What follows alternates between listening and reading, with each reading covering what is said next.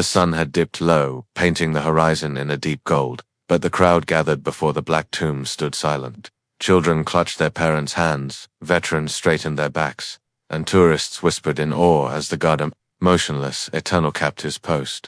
His uniform gleamed with razor-sharp precision. The rifle rested perfectly against his shoulder. Not a flicker of doubt, not a twitch of distraction crossed his face. For many, he wasn't just a soldier. He was the embodiment of discipline, sacrifice, and honor. Then came the sound-heavy footsteps cutting through the hush. The man who approached was no ordinary visitor. His chest was puffed, his voice loud enough to draw every eye. Some recognized him instantly. A former officer, once respected, now disgraced. A man whose arrogance had followed him even after his fall. His lips curled into a smirk as he walked straight toward the guard. "Step aside," he barked, his tone sharp enough to ripple through the onlookers.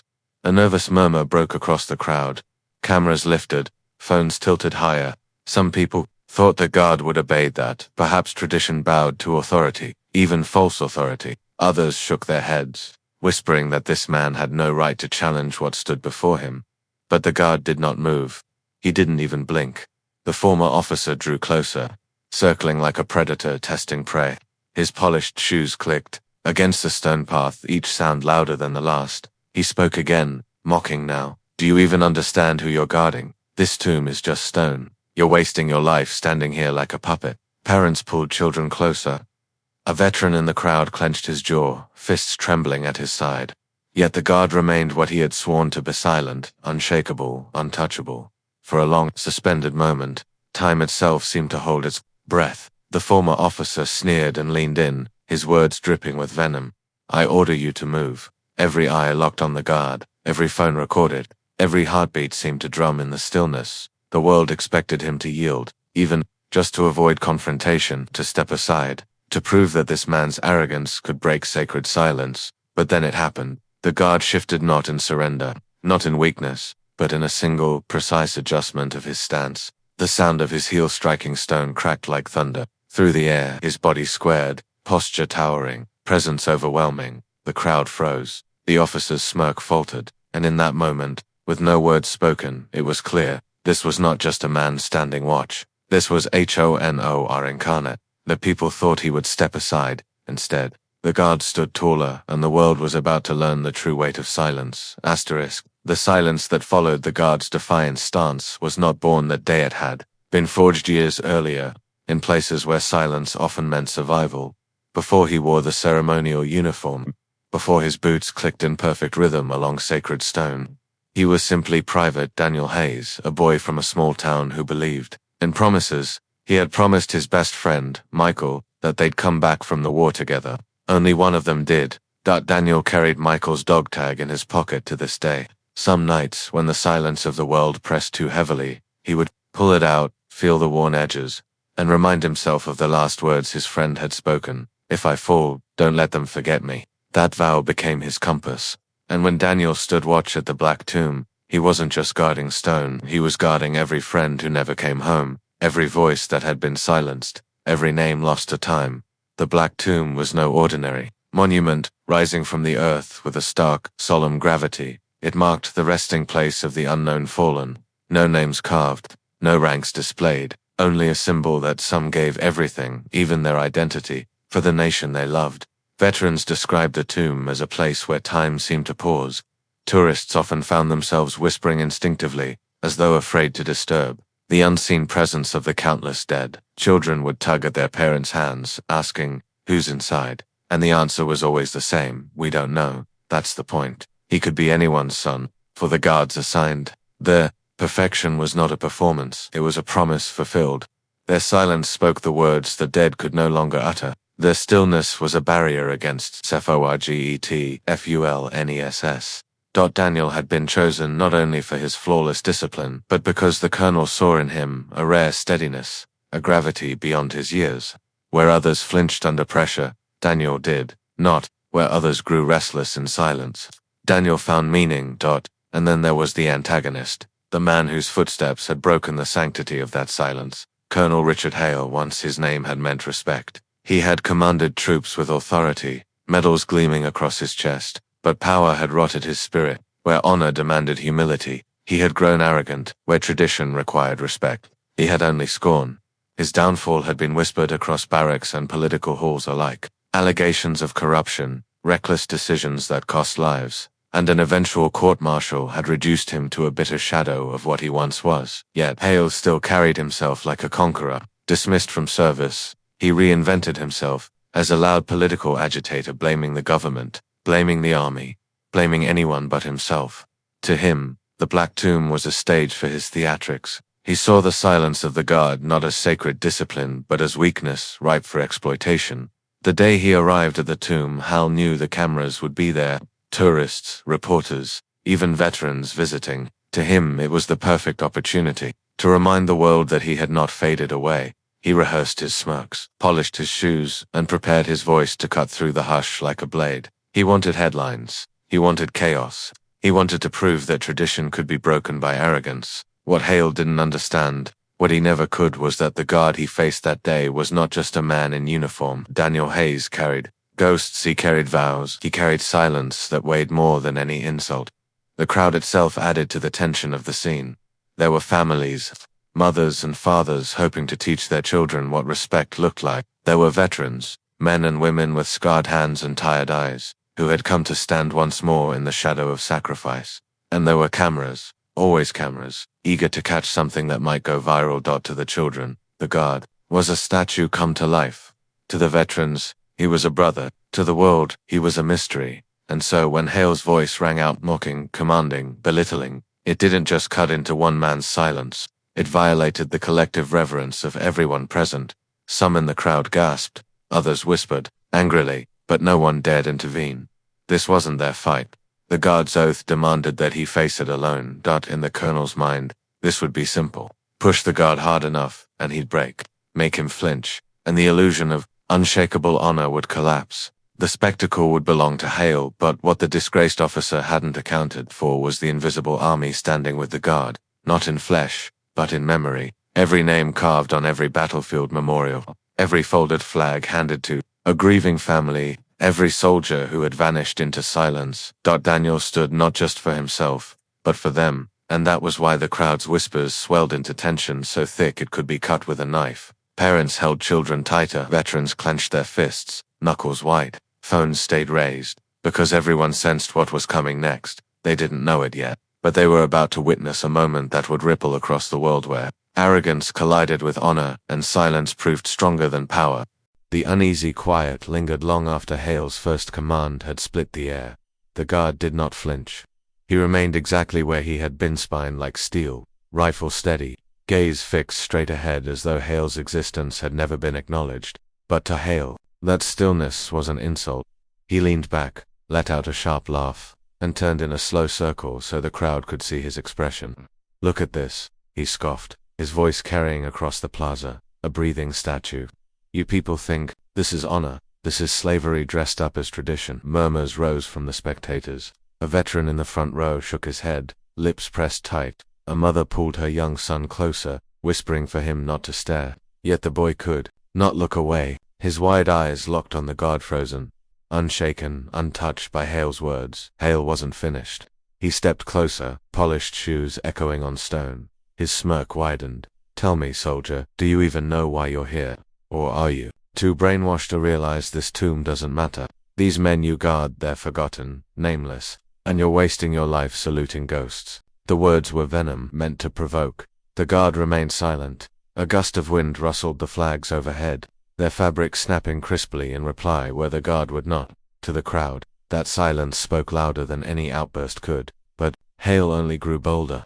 He jabbed a finger toward the guard's chest, though not yet close enough to touch. "Do you hear me, puppet? You're nothing but a uniform, a mannequin in boots." The boy tugged at his mother's sleeve. "Why doesn't he say something?" The veteran beside them, jaw tight, murmured back, "Because that's not what honor does." Reporters began edging forward. Their cameras zoomed in, capturing every detail. Hale's sneer, the guard's stillness, the tense faces of onlookers. It wasn't just a confrontation anymore, it was a spectacle. A woman in the back whispered, "He won't last. No one can stand there forever." But Daniel Hayes wasn't standing for himself. Every beat of his heart carried the memory of Michael, his fallen friend, and the vow he had sworn. Every breath he drew was measured, controlled, as though he was breathing for those who never would again. His silence was not weakness. It was defiance carved into stone. Hale took another step forward, closing the distance. He chuckled, shaking his head as if amused by the charade. You think this impresses anyone? You're a fool, and these people, he swept his arm toward. The crowd are bigger fools for admiring you.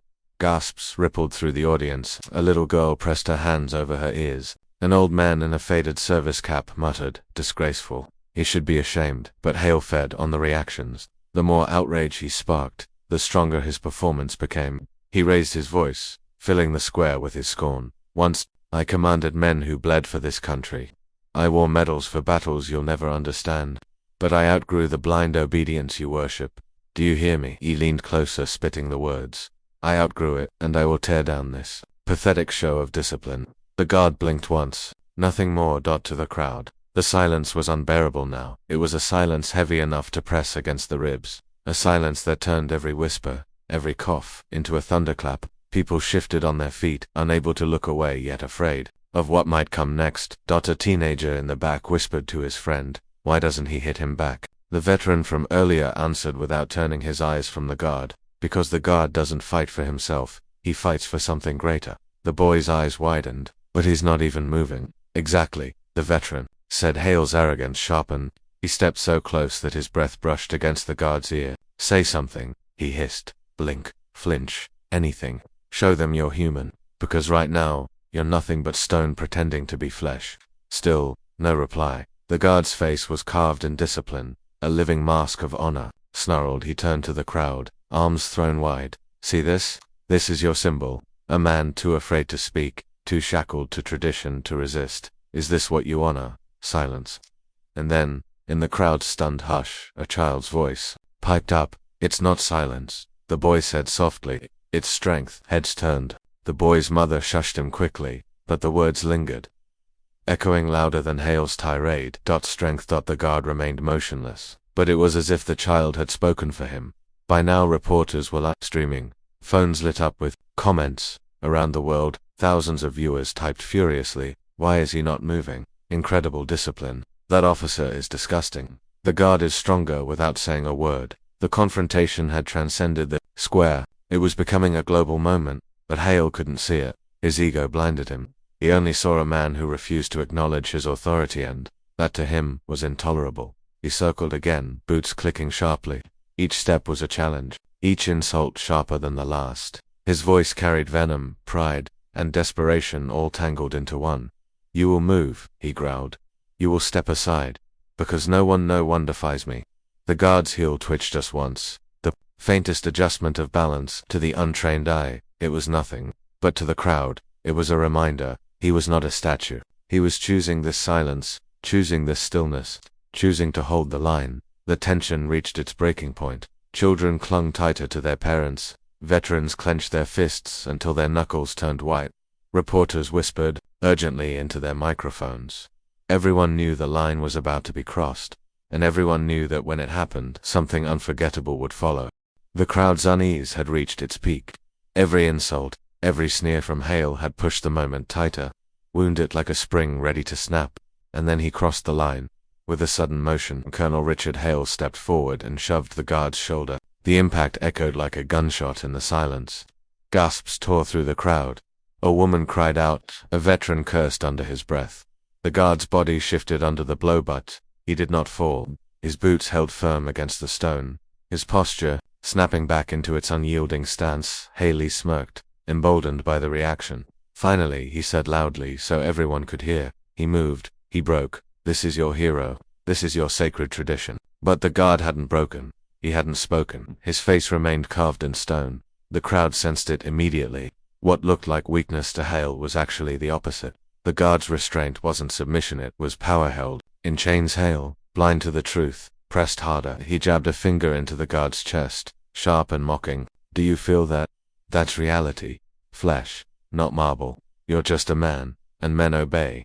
So listen to me. Soldier, step aside. His voice rose until it cracked, desperation leaking through the arrogance. The guard did not blink. The air grew so heavy it seemed to crush the lungs of everyone watching. The flags overhead flapped once in the wind. then stilled as though even they waited, and then it happened. With a precision that was terrifying in its calmness, the guard moved, not in flinching retreat, not in reckless reaction, but in a single, rehearsed, flawless pivot. His heels struck stone with a crack that thundered through the plaza. His body turned mechanical, deliberate, until he stood face to face with Hale. For the first time that day, their eyes met. The guard's gaze was cold steel, sharpened by years of discipline, weighted by the ghosts he carried. Hale, so smug and sure, faltered for just an instant beneath that stare. His smirk twitched. His bravado wavered.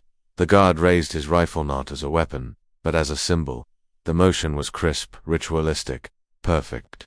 He planted the butt of the rifle against stone with a sound that made children jump and veterans straighten their backs. In reflexive respect then, in a voice low but resonant, he spoke. 2 words, respect. The fallen. The silence that followed was deafening. That wasn't just a pause. It was a collective inhalation, a gasp that seemed to stretch into eternity. The crowd froze. Parents held children tighter.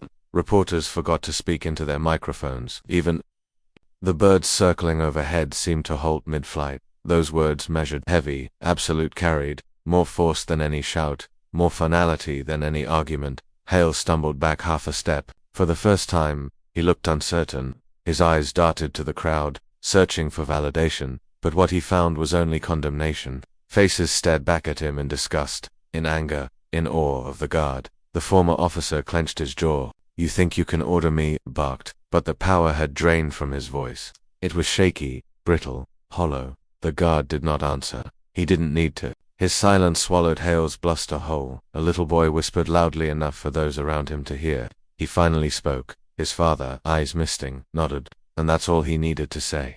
Veterans in the front row stiffened, to attention, saluting instinctively. Reporters raised their cameras higher, desperate to capture the moment. Phones streamed live across the world, comments exploding in real time. Chills, absolute chills. That guard just destroyed him with 2 words. This is history in the making. The atmosphere had shifted. Where before Hale seemed like the aggressor, now he was exposed as a desperate, bitter man shouting at an unmovable mountain.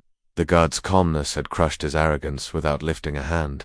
Hale, red-faced, lunged forward one last time, finger raised as if to shout into the guard's expressionless face. But before he could utter another insult, security officers stepped in. 2 men in dark uniforms moved swiftly from the edge of the crowd, placing themselves between Hale and the guard. Their hands were firm on his arms. "Colonel Hale," one said evenly, "you're done." The crowd erupted not in cheers, not in clapping, but in a swell of relieved silence, broken only by scattered whispers. Some people wept quietly, others shook their heads in disbelief. Children asked questions their parents couldn't quite answer. And through it all, the guard returned to his post as though nothing had happened. He pivoted again, precise as clockwork. His boots struck the stone, his rifle clicked into place, and his gaze lifted once more toward the horizon.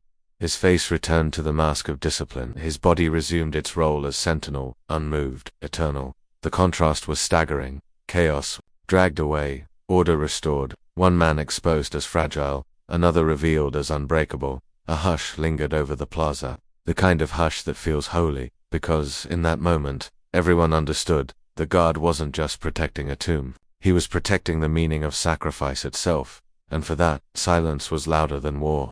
The square was still ringing with the echo of the guards to words when the scene erupted into motion. Security officers tightened their grip on Hale's arms, dragging him back as he twisted and shouted.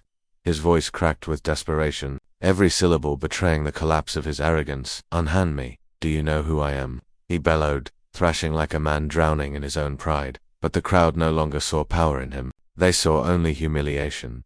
Reporters swarmed closer, their microphones extended, their cameras flashing. Each click captured Hale's face flushed red, lips curled in anger, eyes darting wildly as though he still believed someone would defend him. But no one did. The veterans turned their backs on him. Parents shielded their children, whispering about shame.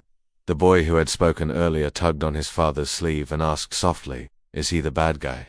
The father, jaw tight, nodded. "Once yes, son, he is." Hale tried to wrench free. His voice rose to a shriek, spittle flying as he raged against the restraint. "This charade means nothing. That tomb is empty. That man is nothing. Do you hear me? Nothing." His words fell flat, because while Hale shouted, the guard stood, boots planted firm, rifle perfectly aligned, gaze locked ahead. The chaos swirled around him, but he remained unmoved, untouchable. And in that contrast, the truth became undeniable. Discipline was stronger than pride, silence stronger than noise. The crowd's focus shifted, no longer on Hale's tantrum, but on the guard's composure. Phones tilted toward him, cameras zoomed in, voices whispered in awe. That's incredible, he hasn't moved once. This is what respect looks like. A woman wiped tears from her eyes, a veteran saluted. Children, too young to understand the full weight of the moment, stood straighter, mimicking the guard's posture, and the reporter's broadcasts caught it all.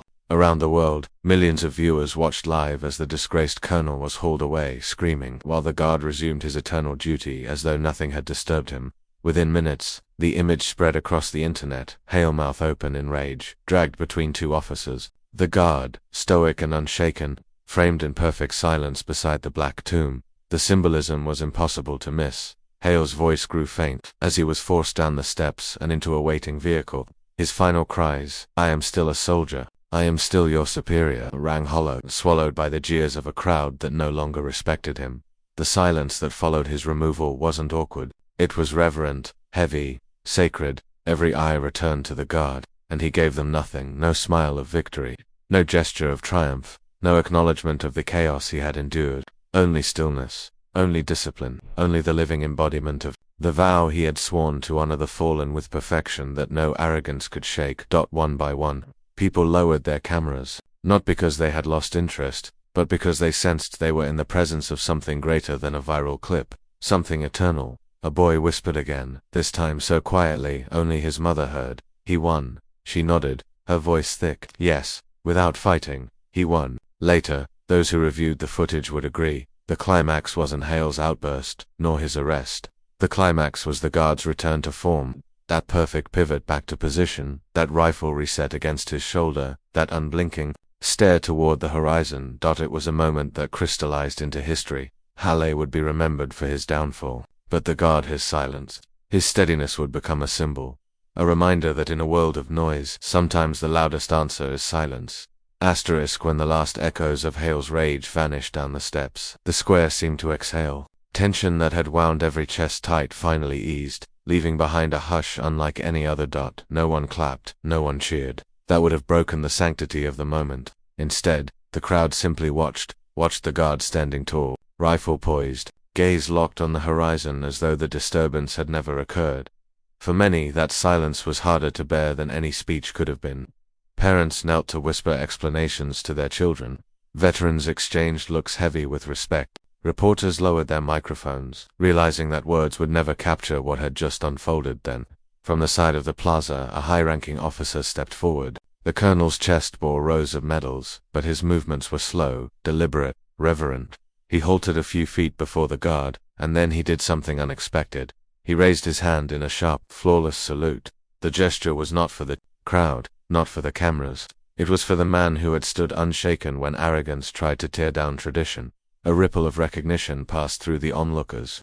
One by one, veterans in the crowd lifted their hands as well. Some saluted, with precision, others with trembling fingers, but each gesture carried the same weight. A tribute, a thank you. And then came the smallest voice, from the front row. A boy no older than 8 whispered to his mother, though his words carried just far enough to be heard, "That's a hero." The mother's eyes filled, and she drew her son close. Around them, more people nodded, silent agreement passing through the gathering like a current. When the shift finally ended and the guard was relieved of duty, he returned to the barracks in silence. No one stopped him, though many wanted to. Some wanted to thank him, others to ask him how he had managed such composure. But they knew better. This was not a man who sought recognition. Inside the quiet of his quarters, Daniel Hayes sat on the edge of his bunk. For the first time that day, the mask slipped. His shoulders sagged, his breath left him in a slow exhale, and his hand reached instinctively for the chain around his neck. The dog tag hung heavy in his palm, Michael's name etched into the metal. He closed his eyes, remembering a dusty battlefield, the sharp crack of gunfire, the last words of his best friend, "If I fall, don't let them forget me." Daniel opened his hand and looked at the tag. The memory wasn't a wound anymore. It was a vow kept. He reached into his pocket and unfolded a small worn piece of paper. On it, written in Michael's handwriting, were the words that had guided him through every grueling shift, every sleepless night. Hold the line. That was what he had done today. Not for himself, not even for the crowd, but for Michael, for every name lost, for the countless dead who had no voice left to demand respect. A faint glimmer caught his eye. On the shelf above his bunk, a medal rested in its case. He had earned it years earlier for bravery in combat. Others might have seen it as a prize, proof of valor, but Daniel did not smile at it. To him, medals were symbols for the living. His true reward was silence held, a promise kept. He closed his eyes once more and whispered into the quiet, "They'll never forget you." The silence that followed was not heavy this time, it was peaceful. And when he opened his eyes again, his shoulders were steady, his jaw firm. Tomorrow, and the day after, and every day he was called, he would return to the tomb, and he would hold the line. The square returned to stillness, but the weight of what had happened lingered.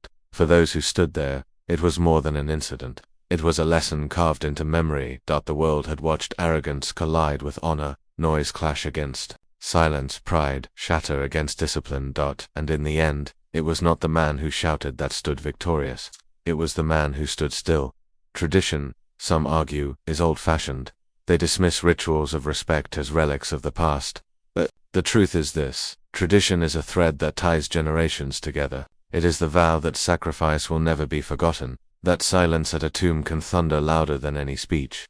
The guard proved that day that stillness is not weakness. It is strength under control. It is power disciplined into perfection. And when challenged, when mocked, when shoved, he showed the world that honor does not bend to arrogance. It rises above it. The boy who whispered "that's a hero" wasn't wrong. Heroes are not always the ones who swing the sword, or shout the loudest, or demand recognition. Sometimes, heroes are the ones who refuse to move when everything else tries to push them aside. And perhaps that is why the image of that day spread so far, so fast. Because deep down, people long to believe in something unshakable. They want to know that in a noisy, chaotic world, there are still men and women willing to stand guard, not for power, not for glory, but for duty. If you carry one thing from this story, let it be this: silence can be the loudest answer. When arrogance rises, when disrespect tries to tear down what others built, you don't always need to fight with rage. Sometimes, you fight by standing firm. Sometimes, you fight by holding the line. That's what the guard did. That's why the moment lives on. So the next time you see a flag raised, or a soldier standing watch, or a tomb that holds the unknown, fall and pause, feel the weight of that silence, honor it, because it is not emptiness. It is sacrifice made eternal. And now, to you the viewer, the listener, the one who walked this story with me, remember that honor is not just found on battlefields. It is in the choices we make every day, to respect, to stand firm, to hold the line when it would be easier to step aside. If this story moved you, if it stirred something within you, share it. Let others hear it. Let the silence of that guard echo further than one square, one crowd, one moment in time, because tradition is not weakness, stillness is not surrender, and silence through silence can be the loudest voice in the world.